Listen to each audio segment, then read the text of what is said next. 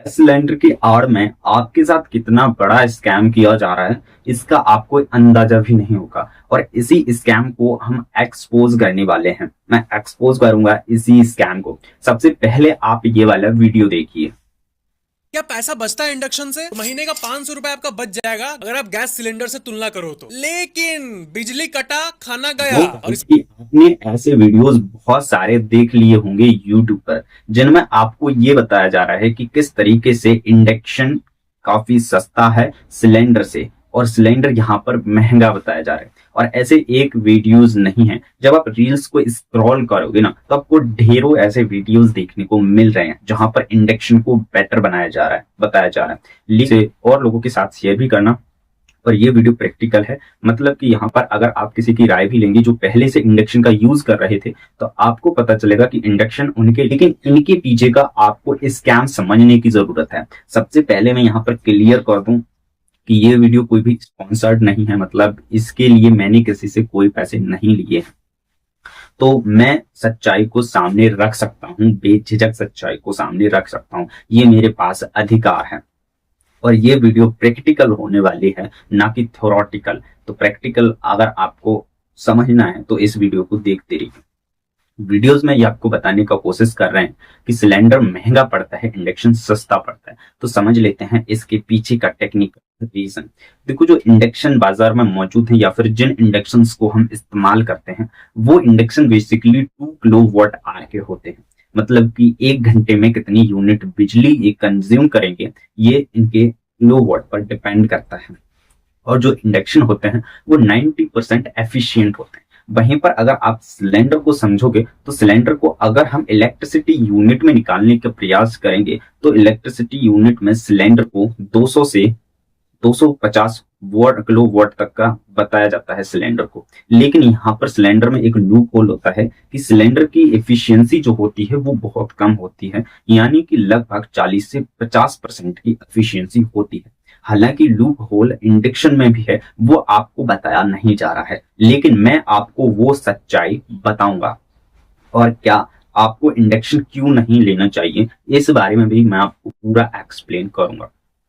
तो यहाँ पर समझ लेते हैं कि आपको कितनी रिक्वायरमेंट होती है। मान करके चलिए कि आप 3 घंटे, 24 घंटे में से 3 घंटे बर्नर का इस्तेमाल करते हैं। मतलब कि अगर आप 24 घंटे में से 3 घंटे कुकिंग करते हैं, तो इंडक्शन जो कि 2 किलोवाट का होता है, यानी कि 1 घंटे में 2 यूनिट बिजली खर्च करता है। ऐसे में अगर आप एक दिन की बिजली की कॉस्ट निकालोगे तो वो 6 यूनिट कंज्यूम करेगा अगर हम उसे फुल पर इस्तेमाल करेंगे इंडक्शन को। इस हिसाब से अगर आप मंथली का निकालो तो इंडक्शन का जो बिल आएगा, अगर आप पहले यूनिट को कन्वर्ट करो, तो अगर एक इंडक्शन का जो पर डे का कंजप्शन है, इलेक्ट्रिसिटी कंजप्शन है, वो 6 यूनिट है, तो यहाँ पर मंथली इसका इलेक्ट्रिसिटी कंजप्शन 180 किलोवाट होगा। यहाँ पर अब आप इस चीज को समझिए, 180 किलोवाट का जो प्राइस है उसे निकालिए। यहाँ पर प्राइस निकालने के लिए हमने एक बहुत ही कम प्राइस ली है, मतलब कि जो जनरली हर जगह पर होती है, 7 रुपए प्रति यूनिट के हिसाब से हमने यहाँ पर रेट निकाली है बिजली की। तो अब आप यहाँ पर इसे जोड़िए कि आपको ये कितने का पड़ रहा है। अगर आप इसमें से 30 यूनिट माइनस भी कर देंगे, मतलब कि ऐसा तो होगा नहीं कि हर कोई इंडक्शन को फुल फ्लेम पर यूज कर रहा हो, कई लोग कम पर भी इस्तेमाल करते हैं, वो आपकी रिक्वायरमेंट के हिसाब से होता है। तो इसके लिए हम क्या करते हैं कि 180 यूनिट में से 30 यूनिट को कम कर देते हैं, यानी कि हमारे पास अब जो गणना है वो है 150 यूनिट, यानी कि इंडक्शन से आपका जो बिजली है वो 150 यूनिट खर्च होगा पर मंथ। अब इसे अगर हम 700 रुपए के हिसाब से 7 रुपीज पर यूनिट के हिसाब से निकालें, तो ये जो आपका मंथली बिल बनेगा वो बनेगा 1000 से 1100 रुपए। इसे आप कह सकते हैं कि 1100-1200 रुपए आपका बिल, बिजली का बिल आएगा अगर आप इंडक्शन को इस्तेमाल करते हैं। लेकिन यहाँ पर इंडक्शन में यही प्रॉब्लम नहीं है। सबसे बड़ी प्रॉब्लम यहाँ पर ट्रांसफॉर्मर के अंदर है, जो कि आपके मोहल्ले में लगा हुआ है। उसे हम समझते हैं सबसे बड़ी समस्या। तो उससे पहले हम सिलेंडर का थोड़ा सा समझ लेते हैं। सिलेंडर जो कि आपको 200 किलोवाट की क्षमता प्रदान कर रहा था, उसकी एफिशिएंसी 50% होने पर अब उसकी एफिशिएंसी बचेगी मात्र 100 से 100 से 110 किलोवाट की ही उसकी एफिशिएंसी बनेगी। अगर हम 50% के हिसाब से उसे निकालें कि उसकी 50% एफिशिएंसी रहेगी, उस हिसाब से वो आपको 100 से 110 यूनिट बिजली दे सकता है। अब यहाँ पर अगर आप एक चीज देखेंगे तो जो सिलेंडर की आपकी जो प्राइस आएगी वो 1000 रुपीज आएगी। वहीं पर जो एक इंडक्शन की है वो भी 1000 रुपीज ही प्राइस पड़ेगी, यानी कि 1000 से 1050 रुपए ही आपको इंडक्शन की प्राइस पड़ेगी। ऐसे में प्राइस तो सेम हो रहा है, लेकिन आपको यहाँ पर कुछ रीजंस को समझना पड़ेगा।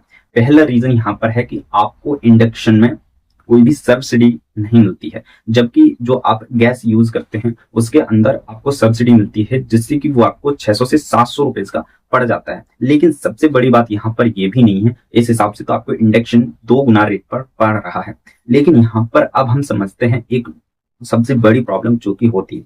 अगर आप गांव में रहते हैं तब भी आपको प्रॉब्लम होगी, और अगर आप शहर में रहते हैं तब भी ये प्रॉब्लम आपको देखने को मिलेगी, और वो है ट्रांसफॉर्मर की प्रॉब्लम। देखो, जो ट्रांसफॉर्मर है वो बेसिकली बिजली विभाग वालों ने इस तरीके से लगाए थे जिस हिसाब से हर एक घर की बिजली की आपूर्ति की जा सके। यानी कि एक छोटे से घर की जो बिजली की आपूर्ति होती है वो 1 किलोवाट होती है, लगभग 1 किलोवाट या फिर इससे कम होती है। तो इस हिसाब से अगर कोई ट्रांसफॉर्मर 25 किलोवाट का लगा है आपके मोहल्ले में, तो आप नोटिस कीजिएगा कि उससे 15 से 20 घर कनेक्टेड होते हैं, यानी कि जो प्रति एक घर को 1 किलोवाट की बिजली देते हैं। ऐसे में जो ट्रांसफॉर्मर की एफिशिएंसी होती है वो भी 100% की नहीं होती है, तो उसमें से 5 यूनिट या फिर 5 किलोवाट की बिजली वेस्ट हो जाती है, तो 20 किलोवाट की बिजली ही वहां पर काम की बचती है, जो कि आपके घरों में आती है। अब इसे आप समझिए कि आपके एक ट्रांसफॉर्मर पर 20 घर हैं और 10 घर इंडक्शन का यूज करते हैं। तो अगर हम 10 इंडक्शन का किलोवाट क्षमता निकालें तो वो लगभग 20 किलोवाट हो जाता है। यानी कि जो इंडक्शन है वो एक तो आधे घरों में चल रहा है, फिर भी उसकी जो फिर भी उसमें जो बिजली खर्च होगी वो 20 किलोवाट आवर खर्च होगी, जितना बड़ा आपका ट्रांसफॉर्मर है। तो यहाँ पर जो ट्रांसफॉर्मर पहले आपकी बिजली की आपूर्ति कर रहा था, वो ट्रांसफॉर्मर अब आपकी बिजली की आपूर्ति नहीं कर पाएगा और वो ओवरलोड हो जाएगा। यानी कि जहां पर ट्रांसफॉर्मर 20 किलोवाट की कैपेसिटी का था, वहीं पर अब उसे 40 किलोवाट का लोड उठाना पड़ेगा, और 40 किलोवाट का लोड ओवरलोड है, यानी कि इतना ज्यादा लोड कोई भी ट्रांसफॉर्मर नहीं उठा सकता है। और अगर आप यहाँ पर बात करेंगे कि प्रैक्टिकली ऐसा नहीं होगा, कोई कभी खाना बनाता है कोई कभी खाना बनाता है, तो आप एक टाइम लेकर के चल सकते हैं कि अधिकतर खाना शाम के टाइम और सुबह के टाइम ही पकाए जाते हैं। इस हिसाब से अगर आप लेकर के चलेंगे तो जो ट्रांसफॉर्मर है उस पर 30 किलोवाट का लोड तो पड़ेगा, यानी कि जो आपका ट्रांसफॉर्मर 20 किलोवाट का बचा था उस पर लोड 30 किलोवाट का पड़ेगा और वो ट्रांसफॉर्मर आपका खराब हो जाएगा। तो ये एक घाटे का सौदा यहाँ पर हो जाता है इंडक्शन में। वीडियो आपको कैसा लगा इसे और लोगों के साथ शेयर भी करना। और ये वीडियो प्रैक्टिकल है, मतलब कि यहाँ पर अगर आप किसी की राय भी लेंगे जो पहले से इंडक्शन का यूज कर रहे थे, तो आपको पता चलेगा कि इंडक्शन उनके लिए फायदे का सौदा नहीं बल्कि घाटे का सौदा रहा है, और जो सिलेंडर है वो फायदे का सौदा रहा है, क्योंकि सिलेंडर सब्सिडी के बाद भी हमें बड़ी ही किफायती प्राइस पर मिल जाता है, जैसे 600 से 700 रुपए की प्राइस में।